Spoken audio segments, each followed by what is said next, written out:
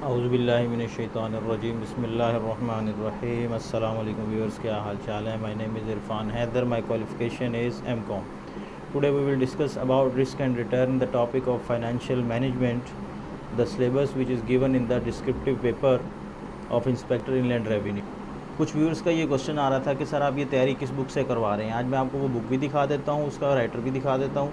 अगर आपको ये बाज़ार से अवेलेबल है तो आप वहाँ से ले सकते हैं। तो जो सबसे पहले आप ये बुक देख रहे हैं, ये है fundamental of financial management 13th edition. क्योंकि हमें ये एमकॉम में पढ़ाई गई थी तो फॉर्चुनेटली मेरे पास ये बुक अवेलेबल थी, तो मैं इसी से तैयारी करवा रहा हूँ। जो कि सिलेबस में जो टॉपिक्स हैं वो सारे इस बुक में कवर हैं, तो इस वजह से हमने इस बुक को चॉइस किया है। तो इसके राइटर भी यहाँ पे अवेलेबल हैं और ये इसके टॉपिक्स हैं जो हमने करने हैं वो इसके अंदर गिवन है। ठीक है, क्वेश्चन किस किस तरह से आ सकता है या इसके अंदर कौन कौन से क्वेश्चन बन सकते हैं। सबसे पहले डिफाइन रिस्क एंड रिटर्न क्या होता है, what is required rate of return, how can it be measured. ये हम सारा आगे जाके देखेंगे ये चीज़ें क्या होती हैं। What is the difference between required rate of return and expected rate of return, what is CAPM. ये सबसे इंपॉर्टेंट है इस चैप्टर में। जो मेन थीम है, जो मेन इसका क्रक्स है वो कैपएम है। How many types of risk, what is beta. तो सबसे पहले आ रहा है जी रिटर्न ऑन इन्वेस्टमेंट। हमने फाइनेंशियल मैनेजमेंट के जो हमारी लास्ट वीडियो बनी थी ओवरव्यू ऑफ फाइनेंशियल मैनेजमेंट, जिसका डिस्क्रिप्शन मैं ऊपर आई कार्ड में दे दूंगा, उसमें हमने ये पढ़ा था कि फाइनेंशियल मैनेजर का क्या काम होता है। सबसे पहला जो उसका हेड है वो है इन्वेस्टमेंट डिसीजन। जो उसका सबसे पहला डिसीजन आ रहा है फाइनेंशियल मैनेजमेंट का वो है इन्वेस्टमेंट डिसीजन। अब इन्वेस्टमेंट उसने कहाँ पर करनी है, इन्वेस्टमेंट को पहले से एनालाइज़ करेगा। एनालाइज़ क्या करेगा, उसके रिटर्न को चेक करेगा कि किस इन्वेस्टमेंट से हमारा कौन सा रिटर्न आ रहा है, तो कौन सी इन्वेस्टमेंट हमारे लिए बेहतर है। अब रिटर्न कैसे आता है इन्वेस्टमेंट से। आपने कहीं पर पैसे इन्वेस्ट किए तो आपको उससे क्या मिलेगा, इंटरेस्ट मिलेगा। और दूसरी चीज़ आपको क्या मिलेगी, उसकी जो प्राइस में फ्लक्चुएशन होगी, जो उसकी प्राइस इंक्रीज़ होगी शेयर की, तो रिटर्न दो चीज़ों पे डिपेंड होगा। एक तो उसके ऊपर जो आपको डिविडेंड मिल रहा है, सिक्योरिटी है तो, और दूसरा अगर उस सिक्योरिटी की मार्केट प्राइस अप हो गई है, हाई हो गई, इंक्रीज़ हो गई है, तो उस सूरत में भी आपको जो रिटर्न आएगा वो भी रिटर्न ऑन इन्वेस्टमेंट होता है। Income received on an investment plus any change in the market price usually expressed as a percentage of the beginning market price of the investment. आमतौर पर परसेंटेज में बताई जाती है कि जो पिछली प्राइस थी, अब जो प्राइस है उसका 15%, 20%, जो भी परसेंटेज है वो बढ़ गया है। तो ये होता है रिटर्न। रिटर्न को एनालाइज करने का जो फार्मूला क्या है वो यहाँ पे गिवन है। अभी हम बात कर रहे हैं एक सिक्योरिटी की। इस चैप्टर में हमने दो चीज़ें कवर करनी है, एक तो सिंगल सिक्योरिटी की इन्वेस्टमेंट कवर करनी है और दूसरी हमने पोर्टफोलियो की जो है ना इन्वेस्टमेंट हमने कवर करनी है। तो आप इस चैप्टर को बड़े ध्यान से देखिएगा, कोई भी आप इसको टॉपिक को मिस ना कीजिएगा, नहीं तो चैप्टर आपको समझ नहीं आना, क्योंकि सारा चैप्टर आपस में इंटरलिंक्ड है। तो मेरी दुआ है कि आप इंशाल्लाह सेलेक्ट होकर एफबीआर में आएँ, जहां आप मुझसे मुलाकात करें। मैं भी आपसे मुलाकात करूंगा इंशाल्लाह, वहां पर बैठ के गपशप करेंगे। क्योंकि मैं एफबीआर में ही होता हूं, तो मेरी उम्मीद यही है कि आप लोग जो है ना जल्दी से जल्दी इसको तैयारी करें और आप मतलब इंस्पेक्टर इनलैंड रेवेन्यू बन के हमारे सामने आएँ। Where R is the actual expected return when refer where T, ये when नहीं है, सॉरी यहाँ पे T है, कोई टाइपिंग एरर हो तो उसको इग्नोर कर दीजिएगा। where T refer to a particular time period in the past or future। या आपने किसी भी सिक्योरिटी की जो है ना रिक्वायर्ड रेट ऑफ रिटर्न अगर फाइंड करना है तो इस तरह करेंगे। अगर पास्ट में कुछ गुजर गया है तो पास्ट का पीरियड यहाँ पे लिखेंगे, पास्ट का डिविडेंड लिखेंगे। और अगर फ्यूचर का आप लेना चाह रहे हैं कि फ्यूचर में हमें इससे जो डिविडेंड, इससे जो रिटर्न रिसीव होगा उसकी परसेंटेज क्या होगी, तो फिर वो फ्यूचर वाला टाइम पीरियड होगा। जिस साल का आपने डिविडेंड लेना है उसी साल की आपने वो क्या लेना है, उसका रिटर्न भी लेना है। DT is the cash dividend at the end of the time period, ये पहले से मेंशन होगा। PT is the stock price at the time period T। PT1 is the stock price at the time period T-1। जिस साल का आप जो PT ले रहे हैं उससे एक माइनस कर देंगे तो पिछले साल की जो है ना वो प्राइस आ जाएगी। इस तरह से हम क्या कर सकते हैं, किसी भी स्टॉक की जो है ना वो रिटर्न, उसके ऊपर कितना हमें रिटर्न मिलेगा, हम इस फार्मूले की मदद से सिर्फ एक स्टॉक, सिंगल स्टॉक का रिटर्न फाइंड कर सकते हैं। इस चैप्टर में ज़्यादा फार्मूलाज ही हैं, कि आपने फार्मूले की मदद से कैसे रिटर्न को जो है ना सॉल्व करना है। थ्योरी इसमें कम ही है, थ्योरी मतलब वही है जो आपने उसको समझना है, सिर्फ आपने कॉन्सेप्ट को। इंटरप्रिटेशन इसकी आप क्या लिखेंगे, notice that this formula can be use to determine both actual one period return when based on historical figures. पिछली जो हमें वैल्यूज़ गिवन है, अगर हम उसका रिटर्न, क्योंकि हमने जब एनालिसिस करना है कि हमें एक सिक्योरिटी कितना रिटर्न फ्यूचर में देगी, तो उसका एनालिसिस कैसे होगा, पास्ट वैल्यूज से होगा। हम कोई और चीज़ तो नहीं है इस्तेमाल कर सकते। हमने किसी कंपनी को जब एनालिसिस करना है, फाइनेंशियल एनालिसिस, हमने रेशो पढ़ लिया है जो चैप्टर, उसका आइकन, उसका भी जो है ना मैं ऊपर का आइकन दे दूंगा, आप उसमें क्लिक करके वो वीडियो सारी देख सकते हैं। उसमें हमने एनालिसिस में ये देखा था कि पास्ट इसकी बैलेंस शीट या इनकम स्टेटमेंट में क्या वैल्यूज़ गिवन है, उस वैल्यू का हम एनालिसिस करते थे। तो ये भी रिटर्न अगर आपने पास्ट करना है तो फिर आपको पास्ट वैल्यूज़ गिवन होनी चाहिए, historical figures and expected one period return when based on future expected dividend and price. ठीक है, जिस तरह का डाटा इस फार्मूले में इनपुट करेंगे वो आंसर भी आपको वैसा ही शो करेगा। अगर फ्यूचर की वैल्यू को एंटर करेंगे तो रिटर्न जो होगा वो फ्यूचर में आने वाला होगा। अगर पास्ट की वैल्यू को एंटर करेंगे तो फिर वो जो रिटर्न होगा वो पास्ट में बताया गया होगा कि पास्ट में इसने कितना रिटर्न दिया है, कितने %, फ्यूचर में कितना दे सकती है। Also note that term in the parenthesis, जो ब्रैकेट के अंदर वाला हिस्सा होता है पैरेंथेसिस कहलाता है, ये लिखा हुआ है, in the numerator of the formula represent the capital gain और लॉस ड्यूरिंग द पीरियड। ठीक है, ये भी एक शॉर्ट क्वेश्चन तो आपके पेपर में नहीं आने हैं, तो आपने लेकिन इसको थीम में रख लेना है, क्योंकि ये न्यूमेरिकल क्वेश्चन में आपसे ज़रूर पूछ सकता है कि इसका कैपिटल गेन कितना हुआ। सिर्फ एक लाइन में, एक स्टेटमेंट में आपने इसका आंसर देना होगा। कैपिटल गेन कैसे आता है, सिंपल, आप कहें जी आज आपने कितने का स्टॉक ख़रीदा और जब आप उसको सेल करना चाह रहे हैं after 1 period, 2 period, 3 tax year, तो आपने देखना है कितनी उसकी प्राइस है। अगर वो प्राइस अप हो गई है तो आपको कैपिटल गेन हुआ है, अगर वो प्राइस लो चुकी है तो वो आपको क्या हुआ है, कैपिटल लॉस हुआ है। और वो प्राइस कौन सी है, मार्केट प्राइस। प्रॉब्लम सॉल्व एक देख लेते हैं। For example, you buy for ₹100 a common stock in 2001, annual dividend yield of ₹10 each year, and at the end of the year 2001 the common stock market price is ₹150। Price कितनी हो गई है, 150 हो चुकी है। If you sold this common stock at the end of the year, what will be the actual return, required rate of return have you earn, कितना जो आपने रिटर्न हासिल किया वो कितना है और उसका रेट कितना है। तो फार्मूला यूज़ करेंगे, इसमें dt क्या है, हमारा डिविडेंड होगा, इसमें pt क्या होगा, pt वो होगा कि जिस साल में हमने उसको सेल करना है, और वो कौन सा है, वो ₹150। pt क्या होगा, जिस साल हम सेल करने लगे हैं वो वाला ईयर, और pt1 उससे पिछला साल जब हमने उसको ख़रीदा था। अगर 1 है, 1 तो 1 साल पहले, अगर 2 है तो 2 साल पहले। अगर ये एनालिसिस आपने करना है कि आपको कितने साल पहले की वो प्राइस पूछ रहा है आपसे, क्वेश्चन में रिक्वायर क्या कर रहा है कि इसकी आज जो हम सेल कर रहे हैं वो इसका ₹150 इसकी सेल की शेयर प्राइस है। आज से 3 साल पहले इसकी प्राइस क्या थी, या आज से 3 साल पहले इसकी प्राइस ये थी। तो फिर आपको क्वेश्चन के मुताबिक चलना है। Where dt is equal to 10, pt is equal to 150, pt minus 1 is equal to 100 and the actual return will be 60%। अब आप इसको मैथमेटिकली सॉल्व करेंगे तो आपका ये 60% आ जाएगा। इन सारी वैल्यूज़ को फार्मूले पुट करें। मेरा नहीं ख्याल कि इसको यहाँ पे सोल्यूशन करने की ज़रूरत है, क्योंकि इस वक्त आप ग्रेजुएशन लेवल या आप में से कुछ कैंडिडेट ऐसे हैं कि जो माशाल्लाह मास्टर लेवल ICM में ACA, क्योंकि हमारा जो लास्ट टाइम बैच 2 बैच आ चुके हैं FBR में जिनसे मैं मुलाकात मेरी हुई है, उसमें मोस्ट ऑफ द कैंडिडेट जो हैं वो उनकी क्वालिफ़िकेशन बहुत हाई है। कई ACCA कर चुके हैं, कई ICMA के स्टूडेंट हैं, मास्टर्स तो बेशुमार हैं उसमें, ग्रेजुएशन शायद नाज़र होंगे। तो आपने इसको इस तरह की डिटेल में नहीं जाना कि इसको फार्मूले में पुट करके भी आपको यहाँ पे सॉल्व करके दिखाया जाए। अब एक्सपेक्टेड रेट ऑफ रिटर्न, जो पीछे हमने क्वेश्चन किया है वो हमने ये देखा था कि इसकी पास्ट में क्या वैल्यूज़ के मुताबिक इसका रिटर्न क्या है। अब हम देख रहे हैं कि इसका फ्यूचर में क्या एक्सपेक्ट हो सकता है। Thus, the expected return is simply a weighted average of the possible returns with the weights being the probability of the occurrence। जी, इसमें probability शामिल हो गई। अब जो तो स्टैट जिन्होंने बीकॉम में पढ़ी है, अभी फ्रेश पढ़ी है, उन्हें तो पता चल गया probability क्या है। तो जो बेचारे बीकॉम करने के बाद जो है ना जॉब में इधर उधर काम में सारा मसरूफ़ है, उन्हें नहीं पता probability क्या है। तो probability सिंपल आप ये कह लें कि occurrence of chance, किसी चीज़ के होने के जो चांस हैं उसको कहते हैं उसकी प्रोबेबिलिटी। अब जब हमने फ्यूचर की बात की, एक्सपेक्टेड की बात की, तो इसका मतलब एक्सपेक्ट फ्यूचर में कुछ भी हो सकता है। हमने एक शेयर ख़रीद लिया मार्केट में, अब हमें ये लगता है कि अगले साल इसकी प्राइस इतनी बढ़ेगी, उससे अगले साल इतनी बढ़ेगी, फिर उससे अगले साल इतनी बढ़ेगी, या अगले साल इसकी चांसेस हैं 50% चांस ये हैं कि इसकी प्राइस 10 रुपये बढ़ जाएगी। दूसरा, आप ये एक्सपेक्टेशन कर रहे होते हैं कि इसके नहीं 20% चांस हैं कि इसकी प्राइस 10% माइनस आ जाएगी।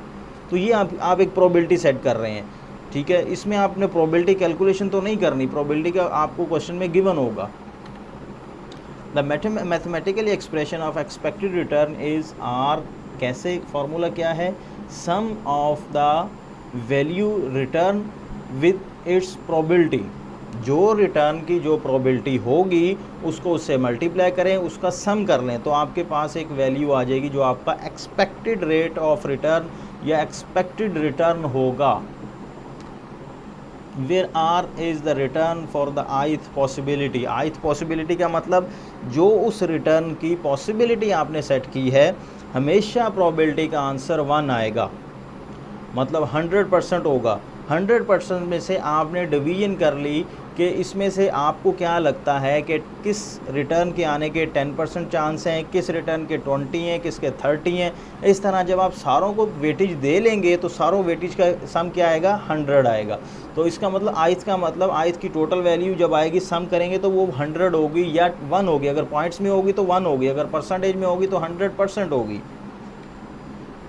PI is the probability of that return occurring. PI मतलब उसकी वो प्रोबेबिलिटी।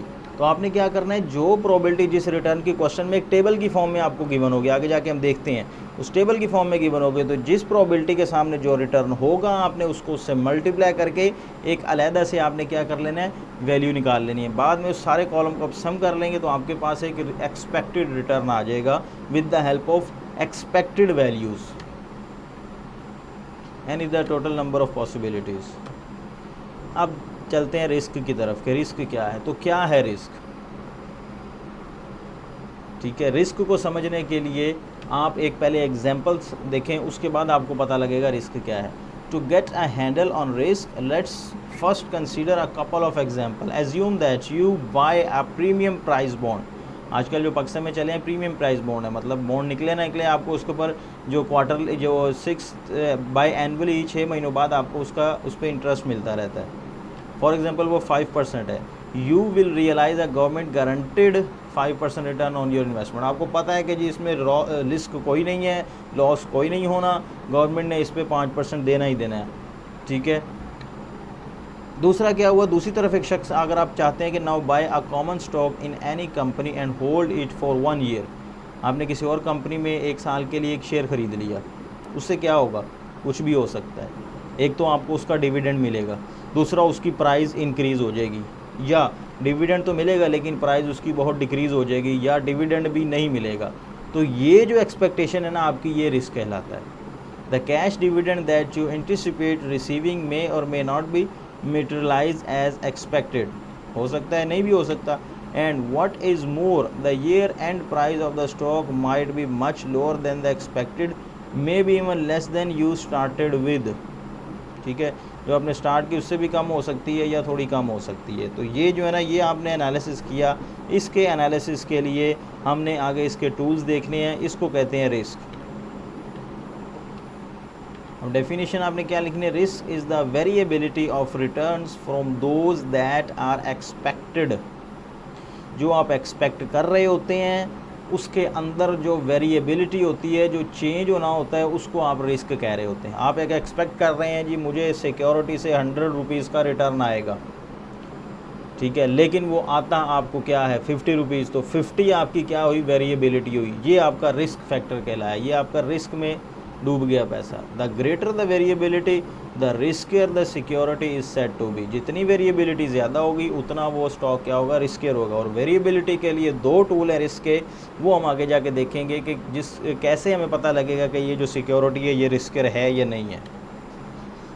टाइप्स ऑफ रिस्क, एक होता है सिस्टमैटिक रिस्क, एक होता है अनसिस्टमैटिक रिस्क। इसको भी आगे जाके डिटेल में देखेंगे, थोड़ा सा समझ लें। सिस्टमैटिक वो कि जो आप कंट्रोल कर सकते, जो कंट्रोल नहीं कर सकते, अनसिस्टमैटिक वो जो आप कंट्रोल कर सकते हैं। तो जो आप कंट्रोल नहीं कर सकते वो कौन कौन से हैं, आगे जाके देखते हैं।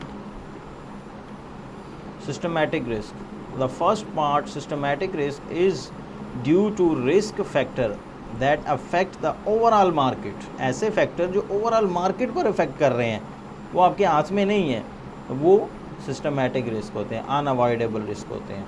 Such as changes in the nation's economy change आ गई, इन्फ्लेशन आ गई, एकदम कोरोना वायरस आ गया, इस तरह का कोई और डिज़ास्टर आ गया, अचानक डिज़ास्टर आ गया तो आपको एक्सपेक्ट नहीं था, तो ये आपका क्या हुआ, सिस्टमैटिक रिस्क हुआ। Tax reform by the Congress, government की तरफ से टैक्स रिफॉर्म्स आ गई, तो ये वो फैक्टर्स हैं कि जो आपके कंट्रोल में नहीं है, ये सिस्टमैटिक एरर है, ये चेंज नहीं किया जा सकता। These are risks that affect securities overall and consequently cannot be diversified away। Diversified का मतलब इनको इनहराफ नहीं किया जा सकता, इनको चेंज नहीं कर सकते, इनसे बचा नहीं जा सकता। In other words, even an investor who holds a well diversified portfolio will be exposed to this type of risk।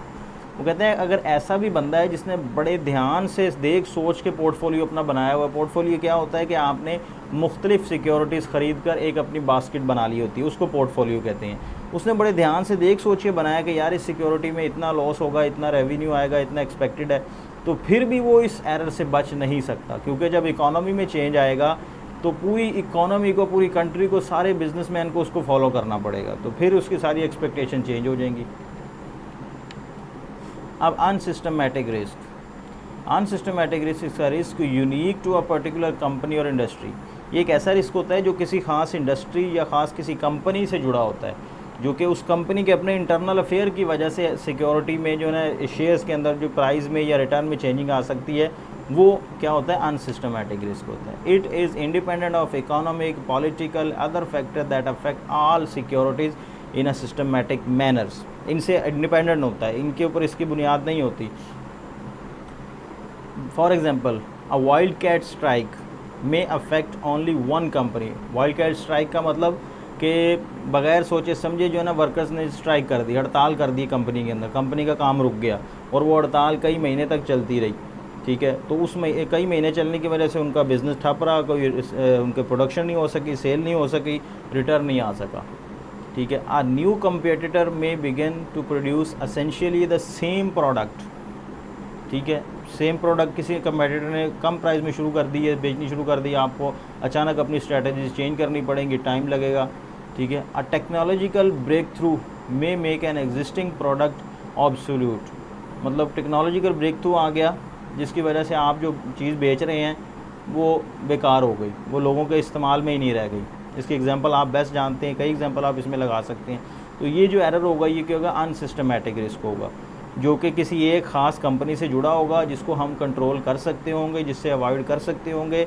वो कैसे करेंगे वो आगे जाके देखते हैं। However, by diversification this kind of risk can be reduced and even eliminated if diversification is efficient. Diversification का मतलब कि आपने अपनी जो है ना पोर्टफोलियो ऐसा बनाया हुआ है कि जिसमें इस तरह की कंपनीज़ के जो शेयर्स हैं वो कम थे, क्योंकि हम एक्सपेक्ट कर रहे हैं कि हो सकता है कंपनी में कल को ऐसी चीज़ें हो जाएं, तो हो सकता है ना भी हो, तो हम इसलिए इस बिना पर उसके शेयर ना तो बिल्कुल छोड़ सकते हैं कि हमने इसमें इन्वेस्ट नहीं करना, ना तो हम इतने ज़्यादा इसके ख़रीद सकते हैं कि हम बिल्कुल ही इसके शेयर ख़रीद के बैठ जाएँ। ये एनालिसिस आपने करना होता है, इसको कहते हैं diversification. Diversification, don't put all your eggs in one basket. ये एक मुहावरा है जो कि फाइनेंस में बोला जाता है कि अपने तमाम पैसे जो हैं, अपने तमाम अंडे जो हैं एक बास्केट में मत डालें। Have you ever listen this before, ठीक होगा, आपने सुना होगा before. The idea is to spread your risk across a number of assets. ये कहने का मतलब ये है कि अपना जो रिस्क है वो तमाम एसेट्स में, तमाम सिक्योरिटीज़ में इक्वली डिवाइड कर लें। Which pointing us in the right direction, जो कि हमें सीधी राह दिखा सकता है अगर हम इस तरह से अपनी डिवीजन करें। This is a rather naive approach to the diversification. ये एक बंदा था जिसने ये अप्रोच दी थी। Choose different industries stock for investment rather than one industry. मतलब आप सिर्फ आईटी में ही ना घुस जाएं कि आईटी के शेयर ख़रीद लें, आप मुख्तलिफ सेक्टर्स में, बिल्डर्स का जो सेक्टर है उसमें से आप शेयर्स ख़रीदें, जो इसके अलावा आपका आईटी का सेक्टर है उसमें से ख़रीदें, और जो दूसरे सेक्टर्स हैं, प्रोडक्शन सेक्टर्स हैं, उसके ख़रीद लें, ऑयल एंड घी जो भी है, मतलब थोड़े थोड़े शेयर्स कर खरीद लें ताकि आपका एक पोर्टफोलियो जो है किसी एक में अगर लॉस हो तो दूसरे के रिटर्न से उसको एडजस्ट किया जा सके। Meaningful diversification combining securities in a way that will reduce risk. हमारा अंडरस्टूड मकसद क्या होना चाहिए कि हमने रिस्क को अल्टीमेट करना है, तो वो रिस्क अल्टीमेट तभी होगा कि जब हम अच्छी डाइवर्सिफिकेशन करेंगे। The capital asset pricing model, अब इसको एक कैपम जो है ना ये मॉडल बताया गया था कि आप अपने रिस्क को इस मॉडल के थ्रू अगर इन्वेस्टमेंट करेंगे तो आपका जो है वो जो रिस्क है वो मिनिमाइज़ हो जाएगा। कैपम क्या कहता था कि जो फिक्स्ड इंटरेस्ट सिक्योरिटीज़ होती हैं कुछ उनमें इन्वेस्ट करें, और उसके अलावा जो दूसरी जिसका फिक्स तो नहीं होता, एक्सपेक्ट ही होता है, कुछ उसमें इन्वेस्ट करें। वो मिला के आप एक पोर्टफोलियो बना लें जिससे आपको क्या होगा, रिटर्न मिल जाएगा, मतलब आपका रिस्क मिनिमाइज़ हो जाएगा। This model is based on the behaviour of risk averse. हर बंदा रिस्क एवर्स है, वो कहता है यार रिस्क से बचो। रिटर्न हर बंदा लेना चाहता है लेकिन रिस्क कोई भी बियर नहीं करना चाहता। Risk inverse investor that is an implied equilibrium relationship between risk and expected return for each securities. Equilibrium क्या होता है कि जो प्राइस आपने एक्सपेक्ट कर रहे होते हैं और आपको उतना ही रिटर्न मिल रहा होता है, तो वो इक्विलिब्रियम सिचुएशन कहलाती है मार्केट की। In market equilibrium, a security is supposed to provide expected return equal with its systematic risk. The higher the systematic risk of the security, the greater the return that investor will expect from the security. तो जितना आपने systematic risk expect किया होगा, आप उसी से return भी उतना ही ज़्यादा expect कर रहे होंगे। The relationship between expected return and the systematic risk, the valuation of the securities that follows, is the essence of the Nobel laureate William Sharpe's capital asset pricing model। तो ये जो model दिया था इस बंदे ने दिया था, इसमें उसने कहा था अगर आप अपना इक्विलिब्रियम चाहते हैं, मार्केट इक्विलिब्रियम चाहते हैं, तो आप इसमें क्या करें, अपनी जो पोर्टफोलियो उसमें फिक्स एसेट भी शामिल करें। जो फिक्स एसेट का मतलब फिक्स रिटर्न जिससे मिल रहा है, जिस तरह पाकिस्तान में प्राइस बॉन्ड है जिससे फिक्स रिटर्न मिल रहा है, तो वो शामिल करें, और उसके अलावा कुछ सिक्योरिटीज़ में आप इन्वेस्ट करें। एज़ विद एनी मॉडल्स, जैसे कि दूसरे कोई भी अगर मॉडल पेश करें उसकी कुछ एजम्पशंस होती हैं, कुछ उसकी करैक्टरिस्टिक्स होती हैं कि ये मॉडल कब काम करेगा, जब आप ये काम करेंगे तो इस मॉडल की आप आउटपुट ले सकते हैं। इसी तरह इस मॉडल के साथ भी the assumption made, first we assume that capital market are efficient. Capital market जहाँ पर स्टॉक्स शेयर्स जो है ना सेल परचेज हो रहे हैं वो बड़ी एफिशिएंट है। In that investors are well informed, जो इन्वेस्टर्स हैं वो वेल इन्फॉर्म्ड है कि मतलब उनको सारी अवेयरनेस है कि कौन सा शेयर कब अप एंड डाउन हो रहा है, तो ये सिचुएशन होती नहीं है। Transaction cost are low, there are negligible restrictions on the investment, ठीक है, and no investor is large enough to affect the market price of the stock. ये सारी एजम्पशंस हैं, ये एजम्पशंस होने के बाद जो है ना कैपम से आप फ़ायदा उठा सकते हैं। There are two types of investment opportunities with which we will concern. इसके कैपम में जो कंसर्न है सिर्फ दो टाइप की है। सबसे पहले जो फर्स्ट रिस्क फ्री होगा, जैसे कि मैंने पाकिस्तान में बता दिया प्राइस बॉन्ड होता है, और यूएस में क्या होता है ट्रेजरी बिल्स होते हैं, वो भी उनके फिक्स डिपॉजिट्स होते हैं। The second is the market portfolio of the common stock. Common stock जो मार्केट में ओपन शेयर में सेल हो रहे होते हैं वो। While कैपम is the combination of these two securities, ठीक हो गया, कम्बिनेशन क्या है, इन दोनों सिक्योरिटीज़ का है। अब required rate of return under कैपम, ये कैसे कैलकुलेट किया जाएगा। हमने जो पीछे पढ़ा था वो एक सिंगल सिक्योरिटी का था, उसका एक्सपेक्टेड भी हमने देख लिया, उसका जो रिक्वायर्ड रेट ऑफ रिटर्न था वो भी देख लिया। अब कैपम में तो मल्टीपल सिक्योरिटीज़ होती हैं, तो उसके लिए फॉर्मूले में थोड़ी सी चेंज होगी। If we assume that financial market are efficient and that investors are as a whole are efficiently diversified, unsystematic risk is minor matter. The major risk associated with a stock become its systematic risk. The greater the beta of the stock, उसमें हमने पढ़ा था जो risk, आप ये आपने याद रखना है कि जो कैपम के अंदर रिस्क फैक्टर होता है वो बीटा कहलाता है। associated with a stock become its systematic risk. The greater the beta of the stock, the greater the relevant risk of that securities. Beta जितना हाई होगा उतना ही ज़्यादा उस सिक्योरिटी का क्या होगा, रिस्क ज़्यादा होगा। And greater the return required, और हम उससे रिटर्न भी उतना ही ज़्यादा रिक्वायर करेंगे। अगर रिटर्न ज़्यादा नहीं देंगे तो हम उसमें रिटर्न हमें ज़्यादा नहीं मिलेगा तो हम उस सिक्योरिटी में भी इन्वेस्ट नहीं करेंगे। If we assume that unsystematic risk is diversified away, the required rate of return stock is base. ये है कैपेम का रिक्वायर्ड रेट ऑफ रिटर्न का फॉर्मूला, जिसमें आर एफ ये शो कर रहा है, ये वाली जो वैल्यू शो कर रही है ये फ़िक्स डिपॉजिट्स को शो कर रही है, और ये आर एम जिसकी मार्केट प्राइस है ये fix deposit. R F is the risk free rate, जो कि प्राइस बॉन्ड का हमने डिस्कस किया। R M is the expected return for the market portfolio. Expected return for the market portfolio, हमने जो इन्वेस्ट करना है उसमें हमें एक्सपेक्ट कितना है, और एक्सपेक्ट हमने पहले पढ़ा था, उसकी प्रोबेबिलिटी से हम निकालेंगे कि जिस रिटर्न की जो प्रोबेबिलिटी होगी उसको उससे मल्टीप्लाई करेंगे तो सम करेंगे, वो उसका क्या आ जाएगा, एक्सपेक्टेड या रिक्वायर्ड रेट ऑफ रिटर्न आ जाएगा। बीटा क्या है, कोएफिशिएंट ऑफ द स्टॉक, मतलब उसका रिस्क फैक्टर कितना है। ये हमने पीछे फार्मूला देख लिया, आगे इसके एग्जांपल देखेंगे। अब देखते हैं टूल्स फॉर मेजरिंग रिस्क। एक तो हमने बीटा पढ़ लिया, ठीक है, बीटा की जो वैल्यू होगी वो क्वेश्चन में गिवन होगी, लेकिन ये स्टैंडर्ड डेविएशन या कोएफिशिएंट ऑफ वेरिएशन है, इसके दो फार्मूलाज हैं रिस्क को फाइंड करने के, सिंगल सिक्योरिटी में यूज़ होंगे ये। और तीसरा क्या है, बीटा। बीटा हमने अभी देख लिया। स्टैंडर्ड डेविएशन क्या होता है, a statistical measure of the variability of the distribution around its mean, it is the square root of the variance। वो कह रहा है स्टैटिस्टिकल मैयर होती है ये, एक तो स्टैटिस्टिकल फार्मूला है। वेरिएबिलिटी, वेरिएबिलिटी का मतलब एक रिटर्न के आने के जो चांसेस हैं, दूसरे रिटर्न के आने के जो चांसेस हैं, तीसरे रिटर्न के आने के जो चांसेस हैं, जो हमने उसकी प्रोबेबिलिटी डिस्ट्रीब्यूट कर दी है वो उसकी वेरिएबिलिटी कहलाएगी। तो फार्मूला क्या है, स्टैंडर्ड डेविएशन का सिंबल ये है। सम लेंगे हम तमाम वैल्यूज़ का, कौन सा, R I minus R square multiply P I. P I क्या है, उसकी प्रोबेबिलिटी है। आर आई क्या है, रिक्वायर्ड रेट ऑफ रिटर्न है, ठीक है। और ये रिटर्न क्या है, the greater the standard deviation of the returns the greater the variability of the returns and the greater the risk of the investment. जितना ये आंसर ज़्यादा आएगा इसका स्टैंडर्ड डेविएशन का, उतनी ही वो सिक्योरिटी रिस्की होगी। एक सिंगल सिक्योरिटी उतनी क्या होगी, रिस्की होगी। अगर वो उसमें इन्वेस्ट भी करना है तो हमें उससे रिक्वायर्ड रेट ऑफ रिटर्न बहुत ज़्यादा लेना पड़ेगा। Standard deviation tell the investor that how much chances of the existence that expected return will be realised on such investment. वही बात कर रहे हैं कि आपको ये बता रहा है कि इसके कितने चांसेस हैं जो रिटर्न आपने एक्सपेक्ट किया है उसके मिलने के। फॉर एग्जांपल आपने एक एक्सपेक्टेड रिटर्न निकाल दिया किसी सिक्योरिटी से 15%, तो जो स्टैंडर्ड डेविएशन का आंसर आ रहा है वो 50% है। तो 50% ये शो कर रहा है कि आपके 50% चांसेस हैं सिर्फ ये आने के, बाकी 50% सारा रिस्क पे है आपका। मतलब 50% का मतलब आपको वो नहीं मिलेगा, इतने चांसेस हैं।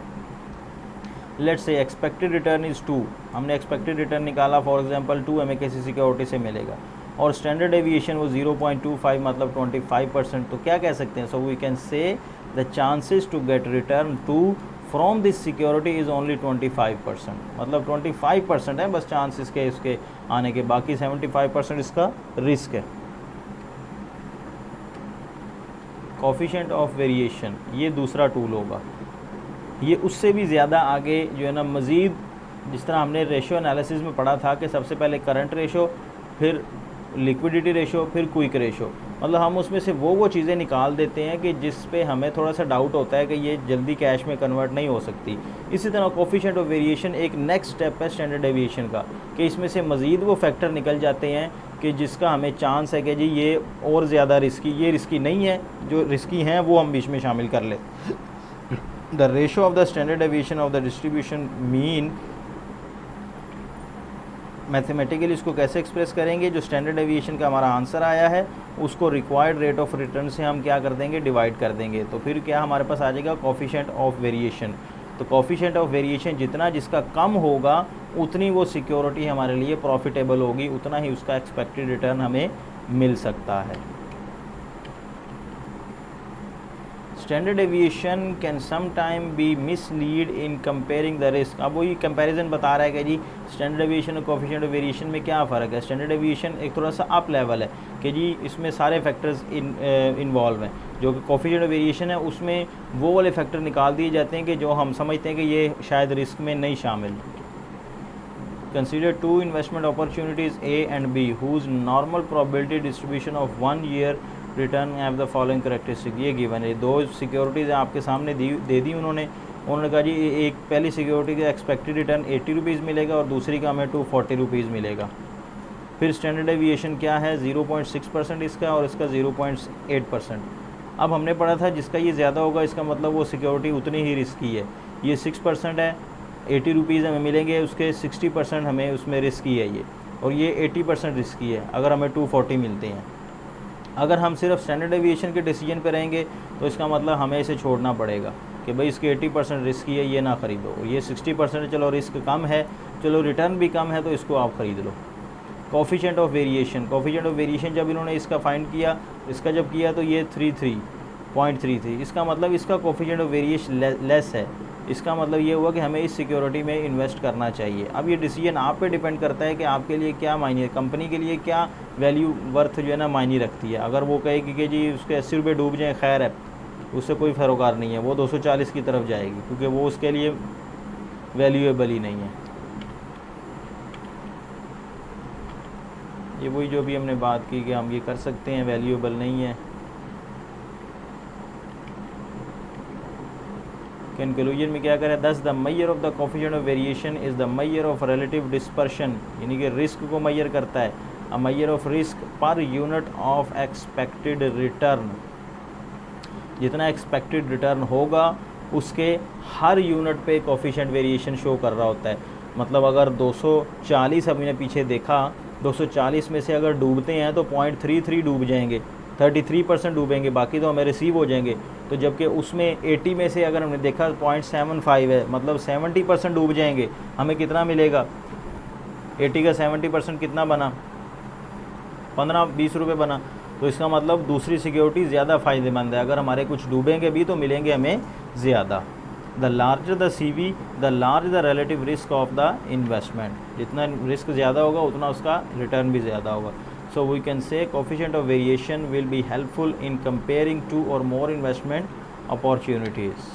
तो ये कंपैरिजन करने के लिए इस्तेमाल होगी। अगर दो सिक्योरिटीज़ का कंपैरिजन करना है कौन सी बेस्ट है, जिसका कोफिशिएंट ऑफ वेरिएशन कम आएगा वही आपके लिए सिक्योरिटी बेस्ट कहलाएगी। अब आ जाता है last part, return and stock price, present value. आप किसी सिक्योरिटी का एनालिसिस करना चाहते हैं, उसको ख़रीदना चाहते हैं, तो आप उसकी प्रेजेंट वैल्यू निकालेंगे कि भाई ये सिक्योरिटी अगर मैं होल्ड करता हूँ, इससे हमें जो डिविडेंड मिलता रहेगा कुछ सालों बाद अगर मैं इसको सेल करूँगा तो उसकी आज वर्थ क्या है, मुझे आज वो कितने में ख़रीदनी चाहिए। The capital asset pricing model provide us a mean by which to estimate required rate of return on a security. This return can be the used as the discount rate in the dividend valuation model। Dividend valuation model में ये required rate of return use होगा जो CAPM में हम निकालते हैं। Dividend valuation model क्या होगा कि हमें इसकी प्रेजेंट वैल्यू निकालनी है हमने। You will recall the intrinsic value, इसको इंट्रिंसिक वैल्यू भी कहते हैं कि शेयर की जो इस वक्त मार्केट प्राइस चल रही है उसकी एक्चुअल प्राइस क्या है, मतलब वो उसकी इंट्रिंसिक वैल्यू क्या होगी, अभी वो कम में बिक रहा है या ज़्यादा में बिक रहा है। DT उसका डिविडेंड है, उसको जब आपने डिस्काउंट करना है 1 + KE क्या है उसका, वो रिक्वायर्ड रेट ऑफ रिटर्न होगा जो कैपएम से हमने फाइंड किया होगा, और T क्या होगा, वो ईयर्स होंगे जितने ईयर्स का आप उसको डिस्काउंट करना चाह रहे हैं। Suppose that we wish to determine the value of the stock of a corporation and that the perpetual dividend growth model is appropriate. ठीक हो गई, ये एक कंपनी है, उन्होंने बता दिया कि डिविडेंड पीरियड जो है 1 का हमें 2 रुपये मिल रहा है पर शेयर, और expected annual growth in the dividend per share is ₹10%।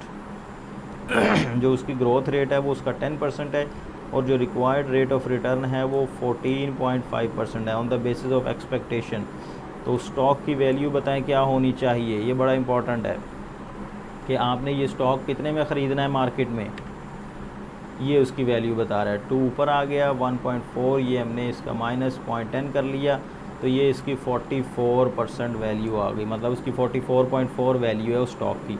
अगर मार्केट में वो इतने का मिल रहा है तो इसका मतलब वो ठीक मिल रहा है, अगर वो इससे ज़्यादा का मिल रहा है तो इसका मतलब वो ओवर प्राइस हो चुका है, अगर वो इससे कम मिल रहा है तो वो आपके लिए ज़्यादा बेनिफिट है कि आप उसको जल्दी से ख़रीद लें, क्योंकि फ्यूचर में उसकी प्राइस बहुत बढ़ने वाली है। If the value equal the current market price, the expected return on the stock and the return required rate of return will B equal. वो कह रहा है अगर आप उसकी जो मार्केट प्राइस आपने निकाली है वो 44 है, तो इसका मतलब आपने जो एक्सपेक्टेड निकाला है और जो रिक्वायर्ड है वो इक्वल होगा। आप चाह रहे हैं कि हमें इतना मिले और जो वो कह रहे हैं कि इससे इतना एक्सपेक्टेड है वो दोनों इक्वल हैं। इसका मतलब वो प्राइस, वो स्टॉक जो है सॉरी, वो स्टॉक ना ओवर प्राइस है और ना वो अंडर प्राइस है। The 44.4 would represent the equilibrium price. जो हमने उसकी प्रेजेंट वैल्यू निकाली है वो शो कर रही है कि वो इक्विलिब्रियम प्राइस है, ये स्टॉक इससे ज़्यादा का नहीं ख़रीदना चाहिए।